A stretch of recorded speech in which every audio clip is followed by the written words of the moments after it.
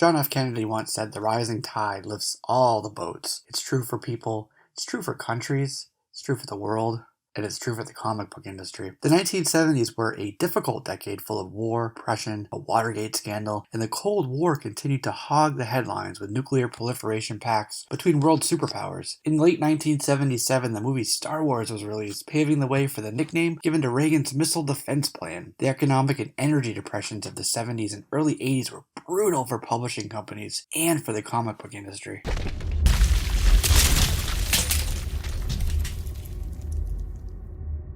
Hi, I'm Jesse, this is JLS Comics, and thanks for pressing play. Welcome to the second part of a two-part video telling the tales of a time when DC Comics saved Marvel Comics, and in this video, a time when Marvel Comics was poised to save DC Comics. While our story focuses on the events that occurred in the 1980s, we must once again understand what led up to that, and so we will pick up our story where part 1 ended. When we ended part 1, Perfect Film and Chemical had just bought out Martin Goodman's magazine management. It was a time of strong sales for the industry. Marvel's average monthly sales hovered around 9.5 million, while DC Comics' monthly sales hovered around 6.5 million. But that's where the rosiness ended. Subject matter in art and pop culture was becoming different, something else. It was a reflection of the world at the time. It was grittier and really more real. Comic books were poised to change as well. In 1971, the US Health Department approached Marvel Comics EIC editor-in-chief Stan Lee to do a story around drug abuse, something that was quickly becoming an epidemic in America. But without approval from the CCA, the Comics Code Authority, Amazing Spider-Man number 96, the first part of that famous groundbreaking story, hit shelves in May of 1971, and Stan Lee, believing the US government trumped CCA regulations, went live with the full story. Stan Lee told the story as follows, and this is a quote from Les Daniels' Marvel: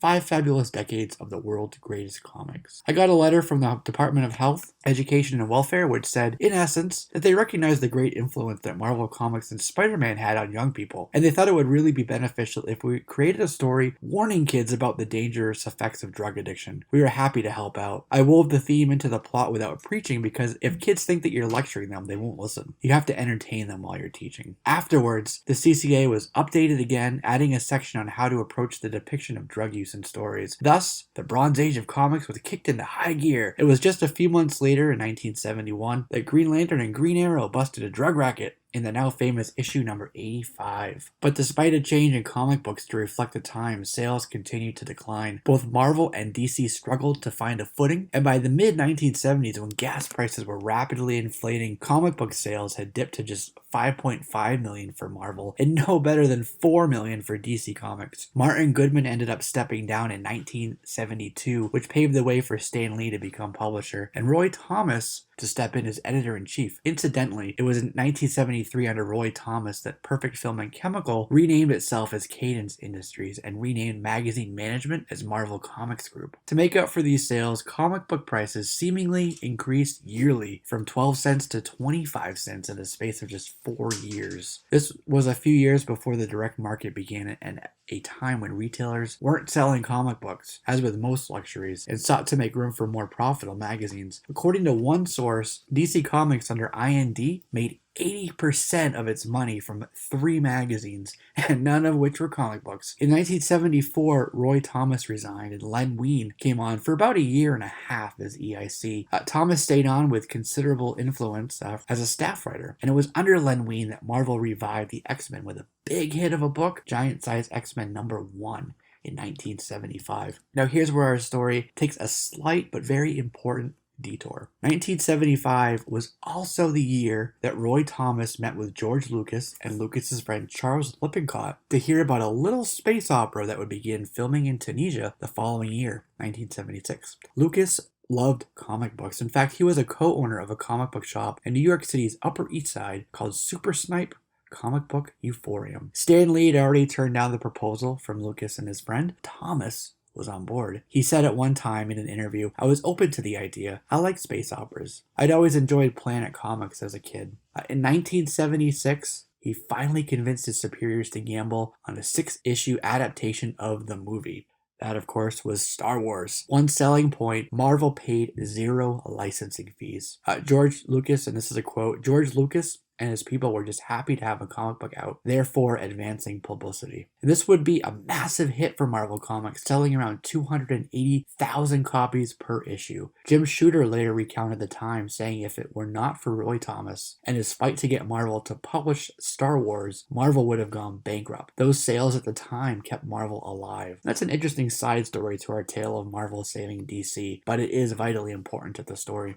The mid-70s was a time of new faces at the top who constantly faced pressure from corporate heads to improve sales. Jeanette Kahn took over at DC Comics in '76, and at Marvel, Jerry Conway was EIC for only about a month and a half. Archie Goodwin took over after that for about 19 months, and he was subsequently replaced by Jim Shooter in '78. One of Jeanette Kahn's strategies would be to reinvigorate their titles. Giving more value for the money was her idea. In 1978, in what is known as the DC explosion, many titles went from 17 to 25 story pages and also increased from 30 cents to 50 cents. The added pages intent by Jeanette was to help the writer by giving more story pages per issue, and then those titles that didn't have a 25-page story would have a backup story. Increased prices was hoped to improve distribution by encouraging newsstands to carry DC titles.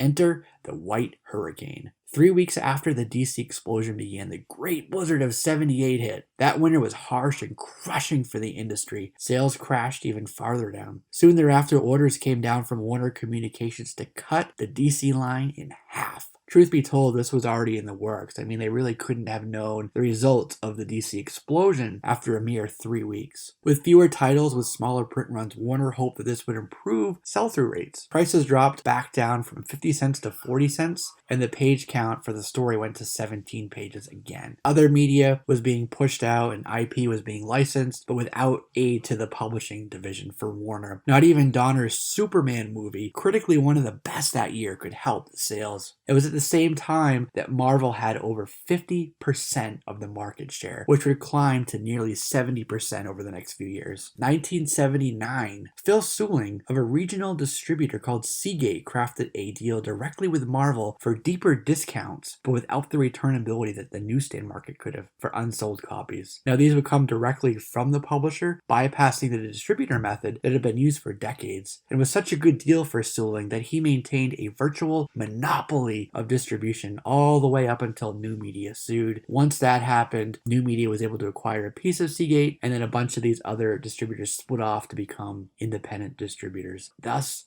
the direct sales market was born. It paved the way for other independent publishers like Eclipse and Pacific to get their books into comic book specialty shops that were sprouting up all over America. Now, one of them was First Comics, who were the makers of American Flag, Grimjack, John Sable, and remember First Comics, because we're going to visit them again in a moment. At the start of the 80s, Marvel was enjoying success. While they held their 60+% market share, their actual sales topped out at just 4.5 million, which was down from 1968's 9.5 million. But DC was hurting even more with just 2.5 to 3 million at the start of the 80s. Jeanette Kahn continued to think outside the box for ideas to improve sales and honestly to get Warner off her back. She flew to London. She pulled from the 2000 AD stable, recruiting Alan Moore, who later paved the way for folks like Neil Gaiman, Brian Boland, Grant Morrison, Dave Gibbons to come work for DC. Jeanette reported up to a guy named Bill Sarnoff at Warner. In 1984, he called up Jim Shooter. Sarnoff and Kahn had seen the market dominance that Marvel had and their recent success with Secret Wars and popularity of titles like the Claremont Byrne run on X-Men, and decided to offer Shooter licensing and publishing rights for DC characters. DC at the time was very strong with licensing out their products and their IP, and they were not so strong on the publishing side. So the idea was, hey, if we're strong on licensing out, why don't we license out what we're not strong at, which was the publishing. Who was strong at publishing? Marvel. So Shooter immediately discussed it with Jim Galton, who was Marvel's president at the time, and at first Galton said no, but kept on him. Shooter was able to convince Galton to move forward with it.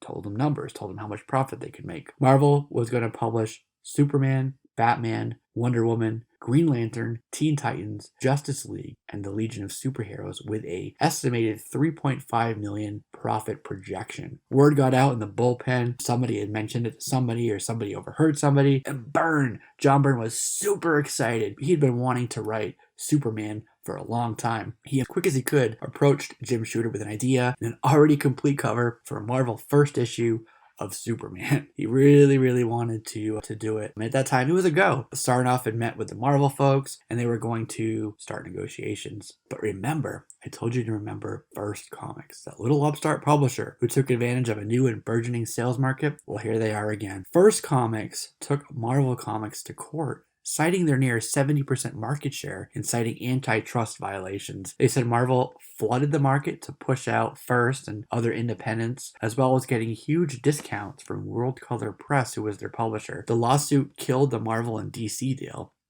With those titles I listed under Marvel, they surely would have been well over 70%, and that wouldn't have helped their defense in court at all. So DC continued to struggle. Started to see increased profits in right around 1985 with the release of Crisis on Infinite Earths. It essentially revitalized their whole line and brought the industry into the Copper Age. They'd pulled George Perez from Marvel for the event, and Marvel was still able to help, sort of, in that regard. Byrne left in 86 to write Superman. He finally got to write what he really wanted to write. Frank Miller came off of his iconic Daredevil run for Marvel to write The Dark Knight Returns, and between these titles and what was happening with the London invasion guys, DC was back on the rise. The exodus from Marvel's bullpen to DC paved the way for people like Jim Lee in 87, Todd McFarlane in 88, Rob Liefeld in 89, Eric Larson in 87, Whilce Portacio in 85 to rise up the ranks, but that's another story for another video. And that, my friends, is a story of DC's struggle in sales, time when Star Wars saved Marvel and put them in a position to nearly save DC. The story of a time shortly thereafter where they basically did anyways as DC plucked the ranks of talent. And like JFK said, a rising tide does indeed lift all boats. When all publishers are healthy, industry is healthy, and that is true in their overlapping history together. Thanks for watching this two-part video. Let me know what you're thinking in the comments section below, and if it's your first time here, don't forget to be part of the JLS Comics family by hitting the subscribe button. Thanks for watching, guys, and I'll see you in the next video.